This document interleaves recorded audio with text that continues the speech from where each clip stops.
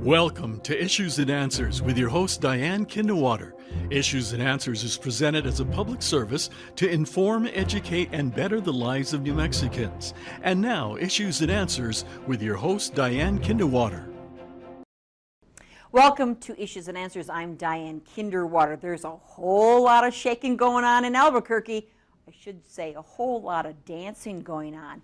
What kind of dancing? Am I talking about hip-hop, ballroom? How about, what other kind of dancing is there?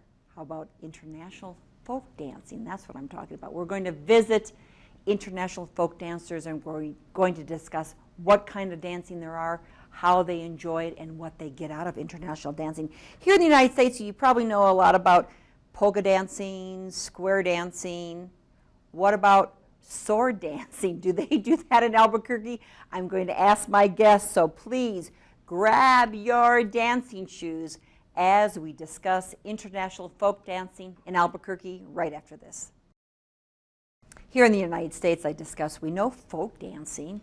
We know square dancing. You probably did that in school, learned that. Maybe you do that at a hoedown, the square dancing. We know about polka dancing. Do we know the origins of it? We probably here in the United States know about the Irish dancing, but what about those others? Greek dancing, there's over 100 different kind of Greek dances. The hora, the Gaelic, the fandango. What about clogging? Do you clog? Do you sword dance? Do our ladies, our visitors here, sword dance? We're going to ask Wendy Brown. Thank you so much, Wendy, for being here. She's a member of the Albuquerque International Folk Dance Foundation. Of course, you're a dancer as well. Of course. And Jill Playman, my good friend, and a dancer, and also a member of the Albuquerque International Folk Dance Foundation. Thank you, Jill, so much for being here and for being so colorful. Yeah. Well, thank you.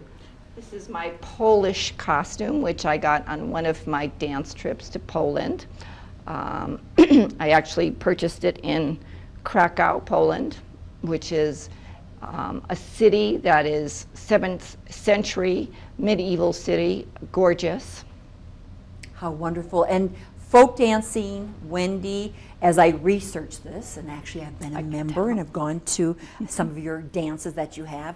We're going to talk about dancing in New Mexico, where you can do the folk dancing. But as I researched, I learned that the folk dancing actually started with rituals and customs, and they developed them into a dance. And the dance was kind of a public display of the customs and rituals which were done at weddings, festivals, street parties, I don't know, in politics, but a lot of different ceremonies. So do I have it right? Is that how we have international folk dancing? Absolutely, that's right. And folk dancing, you can sort of think about it the same way that you would think about folk tales, for example, right? Or folklore. It evolves from a particular culture.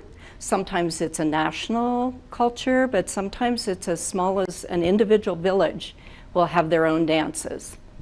And before I did the research, I really didn't realize it was a display of customs and traditions, again, in the public display of actual dance. And there's seasonal dances. For example, today is summer solstice. So there's actually a number of dances that we do that center around summer solstice.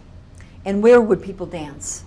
Usually festivals? Oh, certainly weddings. At festivals, at weddings, at funerals, at celebrations of any kind, but also just to get together on a Saturday night like we do here. That's what we do here. We're going to get into what we do here. But Wendy, how long have you been dancing? Well, I've been dancing with the Albuquerque group for about 30 years now. That's hard to believe. Oh, is that all? Yikes. And Jill, how long have you been dancing? Specifically about international folk dance? About 17 years. And what have you learned that you didn't know before you started the folk dancing?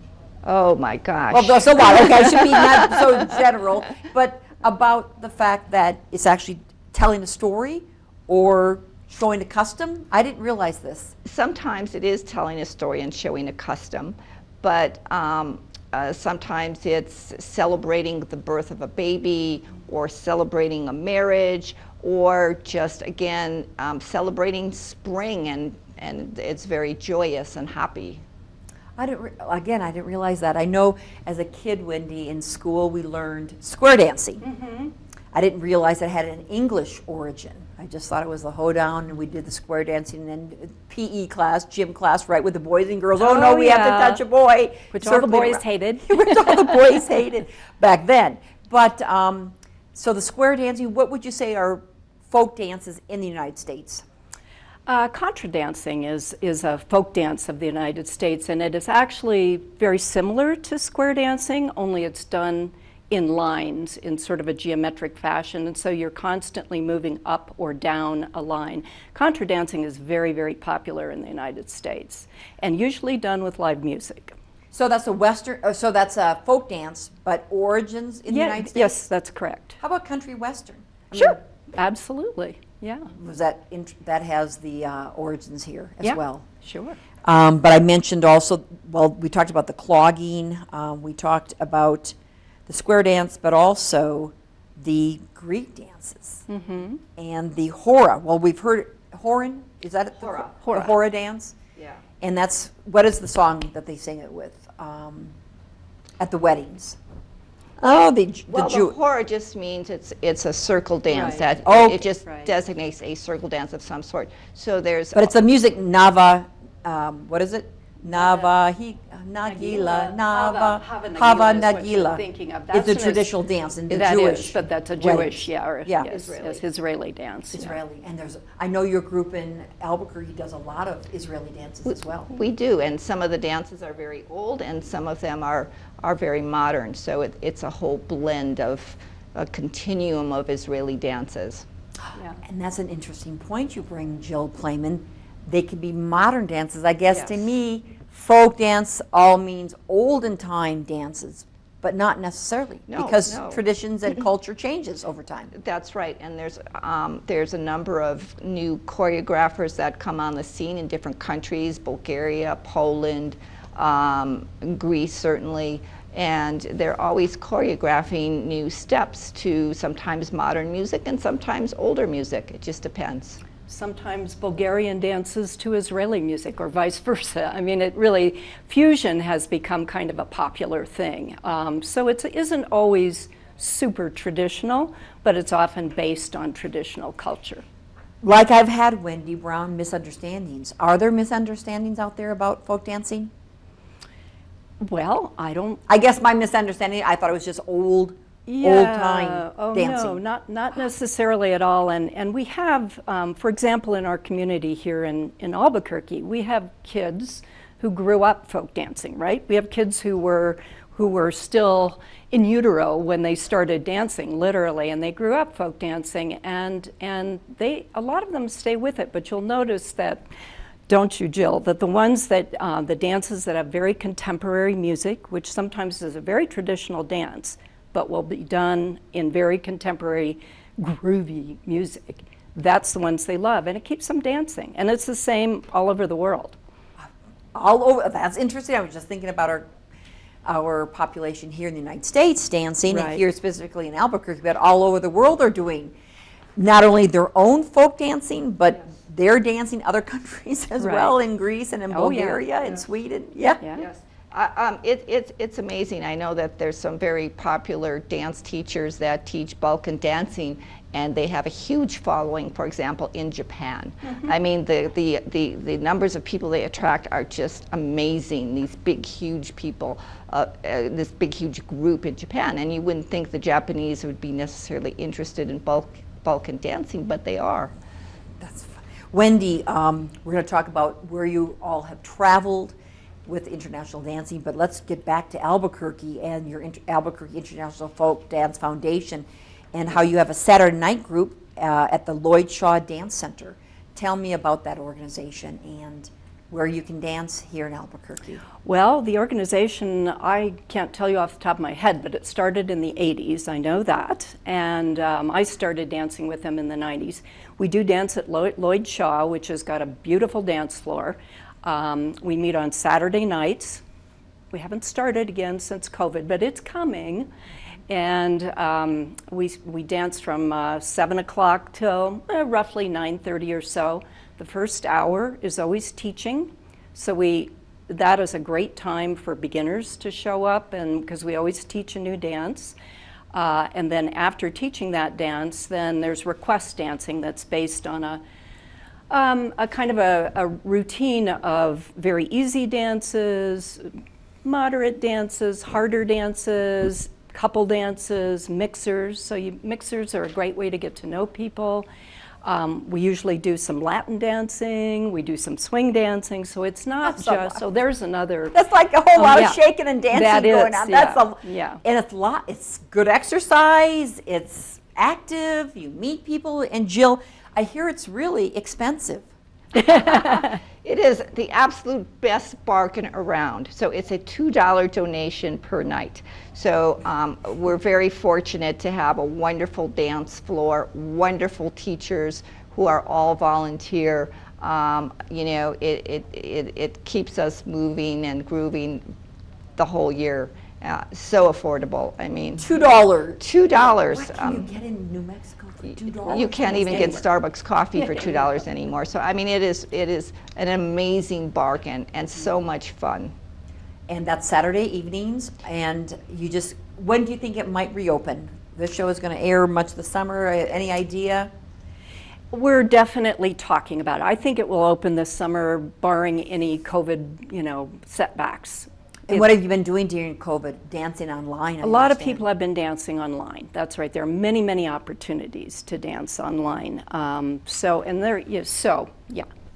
It hasn't died out. And hopefully when they come back, they also, Jill, had lessons for beginners. In addition to the teaching a dance from the 7 to 7:30 or 8 o'clock, I think it was the first of the month they would have dances for beginners. Traditionally, they would have about 6 weeks in January at the beginning of the year for beginners. But because of COVID and we have been shut down all this time, they're hoping to start beginner lessons in September and October. So this will be the 6-week class then. It'll be a 6-week beginner class, probably starting this September. And Wendy, what ages of people have we seen dancing? Folk dancing, international folk dancing? All ages, literally all ages. Kids, our group is very welcoming to children. A lot of people do bring children, and we'd be happy to have more. But all the way up into, we recently had a wonderful folk dancer who passed away, who was well into his 90s and dancing a couple of years ago. So that's fantastic. Is there also another evening during the week, Jill, that people are dancing? Yes, at the Unitarian Church, there's folk dancing, which starts at 7:30. And again, it's the same format. The first hour is teaching, and then after that, it's all request dancing. And the Thursday night group is a great beginner group because it's a smaller group, and so you get more individual attention sometimes. The Thursday night group also does primarily line dancing and circle dances, and they don't really do couple dances. The Saturday night group does more a mixture of couple dances, line dances, circle dances, and different mixers. But if I could interject on that, that's true, absolutely. One thing, people are sometimes intimidated if they don't have a partner, if they hear the word couple dancing, and don't, because we always trade partners around, and there are many women who lead, and so you never have to feel like you can't come to anything in our group without a partner. Yeah, that's a really important point that she brought up, because I didn't have a partner when I first started international folk dancing, and so absolutely no partners are needed. And Jill, no experience is needed. And how did you fall into this? How did you learn about this? I actually read about it in the newspaper, and they said, beginners welcome. And I thought, well, that sounds interesting. I'm going to check it out and see if beginners really are welcome. And so I went, and I had a wonderful time, my first time I kind of muddled through, but everyone was so supportive and so nice, and they said, oh, I hope you'll come back again. And so I did, and it's been wonderful. In addition to the benefits of friendship and good health by dancing, what have you gained from international folk dancing? You know, I think I've learned to be more patient with myself and maybe more forgiving, because when I started out, I didn't know anything about dancing and I did not have a dance background. And so I kind of had to work my way up to learning the dances. And, you know, if I messed up, I would just have to say, well, okay, let's go on to the next step. And literally the next step. And so I think it teaches you to be more patient and more forgiving of yourself and the little mistakes you make, and not take yourself so seriously, because you know, nobody cares. Nobody's watching you to evaluate you. And I think sometimes we are our own worst critic, and so it's a nice venue to be, you know, forgiving and patient with ourselves. And you also shared with me, Jill Playman, that it's good for us cognitively. Oh, tremendously beneficial cognitively. So, in fact, the Albert Einstein College of Medicine did this 21-year-long study, and they were studying people 75 and older to see what types of activities were the most beneficial to prevent cognitive decline. And they looked at crossword puzzles and reading and hiking and biking and swimming and golfing and tennis and all those activities and dancing, and they found that frequent dancing led to a 76% reduction in the amount of cognitive decline. That the most of any other activity, either cognitively or physically. It's really amazing. That is amazing, because I know a lot of people like say, I'm doing the crossword puzzles to help. But it's the dancing and learning the steps, pushing yourself when you do something new. Right. What have you gained out of international folk so much, dancing? but the thing that I think comes to mind for me is community. And I was really thinking about this the other day, because there's so many things that divide us right now. This is a very divisive time in our culture, but it doesn't matter what religion, color, gender, persuasion, any of those things, and certainly political persuasion. We have the gamut in our group. And yet there are people that we really love, many of them, and they've become good friends. We share not just Saturday nights, we share potlucks, we share bike rides, we do a lot of things together, and I think that's one of the most important things right now that folk dance offers. How about for your health? Do you feel that it's a great workout? Absolutely. I think so too. Both mentally and physically, you know, and I think maybe that's why it's so helpful, is because it integrates it all. 3 hours is constant dancing, Jill. That's a lot on a Saturday night, or 3.5. Yes. You're known to stay till 10:30. You know, yes. She's often the last dog to die there. Yes, absolutely, because I'm having so much fun, you know, I don't want to leave. It's great for mood also. You know, it's proven that dancing releases serotonin levels, so it's a great way to improve people's moods naturally. And then I think that the sense of community, you know, the sense of acceptance, you know, no matter who you are, what you are, whatever, it's a very accepting and supportive community. So there's just tremendous health benefits. I understand you started because you read in the paper it was for beginners, but why international folk dancing? Why not hip hop? Why not ballroom dancing? Why not tap dancing? Well, I actually was introduced to it in college, and then again by my boss, who I worked with on a totally different type of thing. But that's why I selected international folk dancing, because I already kind of knew it was fun, because I did some in college. But there are, there's so many different types of dance that you can do. You can literally dance in Albuquerque every single night and do something different and still have choices. Albuquerque's a vibrant community for dance. And I think you have a list not only here in Albuquerque, but throughout the state of New Mexico. Right. In Santa Fe, there's Santa international Fe, folk. Israeli, there's a couple of, Los Alamos has an international group. Santa Fe dances 2 different nights of international dancing. They have an Israeli group. There's a Scandinavian group that I don't know if it's meeting right now, but there are people like to specialize sometimes. Couple dancing, cross-step waltz. I'll tell you why I started international dancing. I love the music. Mm-hmm. You hear some of the most incredible music that you will never ever find anywhere else except at International Folk Dance. I mean, it's you know, it gives you chills. Some of the music is so beautiful. It's wonderful. And to be able to dance to that music is, it's just sublime. To me, it's a moving meditation. Very interesting. And again, you might not be introduced to that music unless you're involved with international folk dancing. I know this folk dancing has brought both of you around the world, and who I guess would have imagined you'd be dancing, maybe even for audiences in other countries. Where have you traveled, Wendy? Well, I very much like Balkan dancing, so I've gone to Bulgaria, I've gone to Macedonia, Romania, which is not really Balkan, but Serbia. So I've been to a number of different countries, and sometimes by myself to go do a folk dance workshop. So it's not necessarily with the Albuquerque group that Oh, no. you went with, but you heard about workshops abroad. Right. And joined those. Right, exactly. Jill, I know you've gone to Transylvania. Yes, I absolutely. mean, who goes to Transylvania? Yes, I know a whole bevy of Transylvanian dances, which are wonderful, and the people there were so welcoming and supportive. It was an amazing trip. Learned so much about Romania and the culture. But I've also been to Bulgaria, and I've been to Turkey dancing, and I've been to Norway and Poland. What?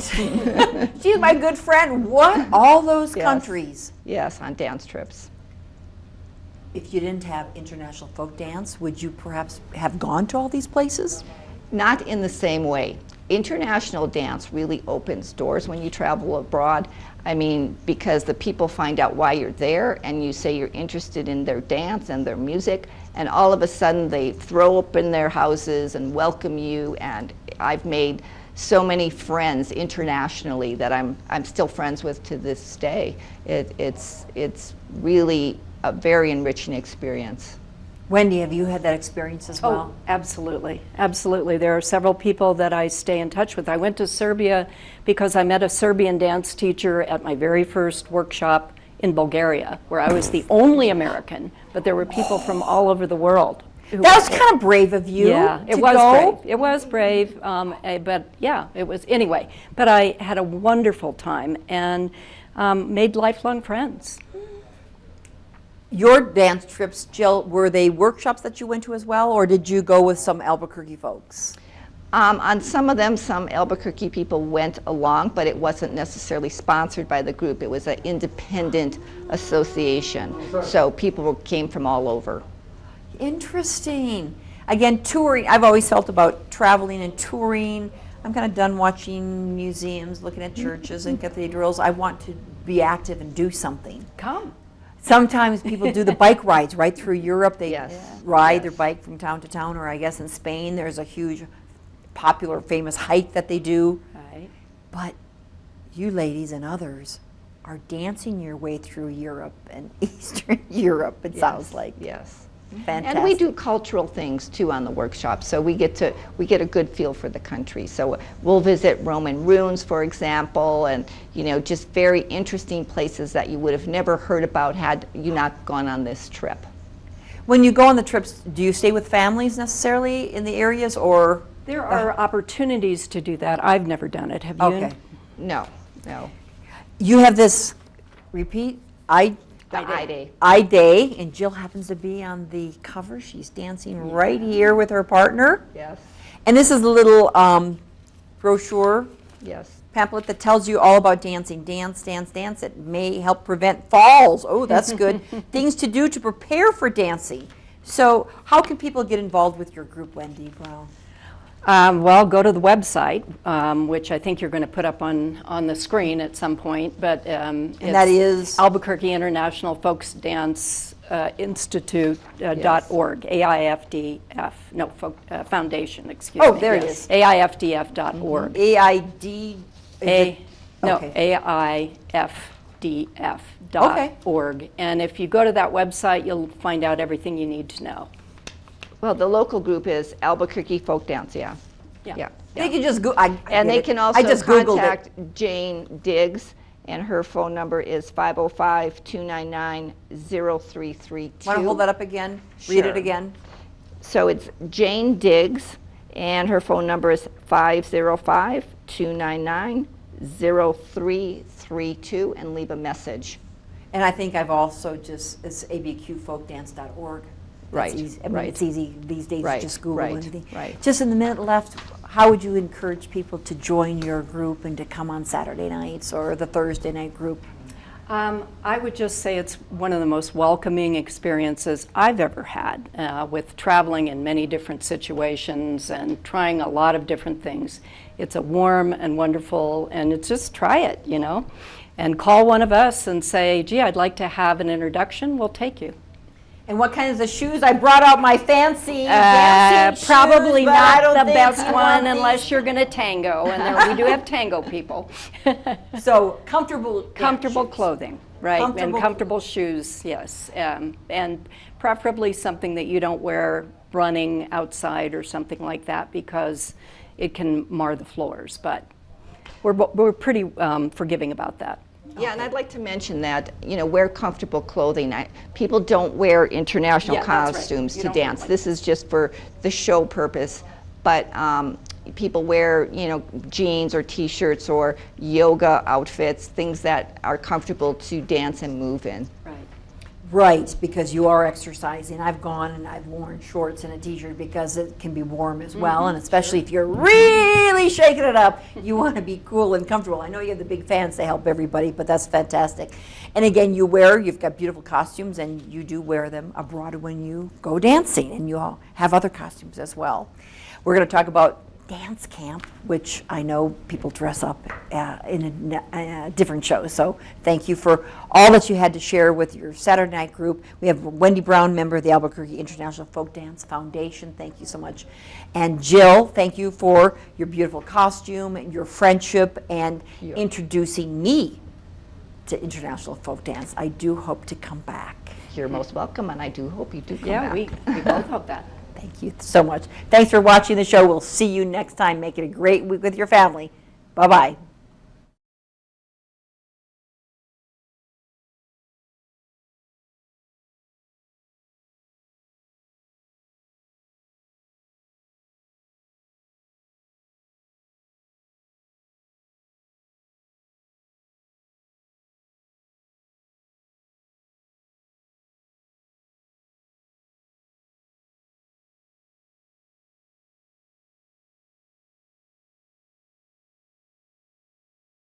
Issues and Answers with your host Diane Kinnewater is presented as a public service to inform, educate, and better the lives of New Mexicans. To comment on today's program or to purchase a copy of any Issues and Answers program, visit sunbroadcasting.org or call us at 505-345-1991.